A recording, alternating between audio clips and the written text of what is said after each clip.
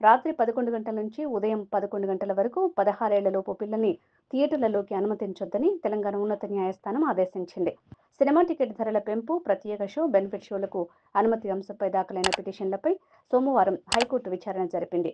ఈ సందర్భంగా పిటిషనర్ల తరపు న్యాయవాది వాదనలు వినిపిస్తూ వేళాపాల లేని సినిమా షోలకు పిల్లలు వెళ్లటం వల్ల వారి మానసిక, శారీరక ఆరోగ్యంపై ప్రభావం చూపుతుందని ధర్మాసనం దృష్టికి తీసుకొచ్చారు.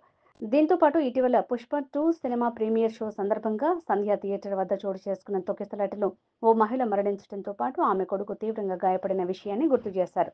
సినిమాటోగ్రఫీ నిబంధనల ప్రకారం ఉదయం 8:40 తెల్లవారుజామున 1:30 తర్వాత పిల్లల్ని సినిమాలకు అనుమతించరాదంటూ పేర్కొన్నారు. అయితే పిటిషనర్ తరపు న్యాయవాది వాదనలతో ఏకీభవించిన జస్టిస్ విజయసేన్ రెడ్డి ధర్మాసనం రాత్రి 11 గంటల నుంచి ఉదయం 11 గంటల వరకు 16 ఏళ్లలోపు పిల్లల్ని థియేటర్లలోకి అనుమతించొద్దని ఆదేశించింది. ఉదయం 11 గంటలకు ముందు, రాత్రి 11 గంటల తర్వాత థియేటర్లు, మల్టీప్లెక్స్ల్లో 16 సంవత్సరాల కంటే తక్కువ వయసున్న పిల్లల ప్రవేశాన్ని నియంత్రించడానికి అందరూ స్టేక్ హోల్డర్లతో చర్చించి హోంశాఖ ముఖ్య కార్యదర్శి తగిన నిర్ణయం తీసుకోవాలని సూచించారు.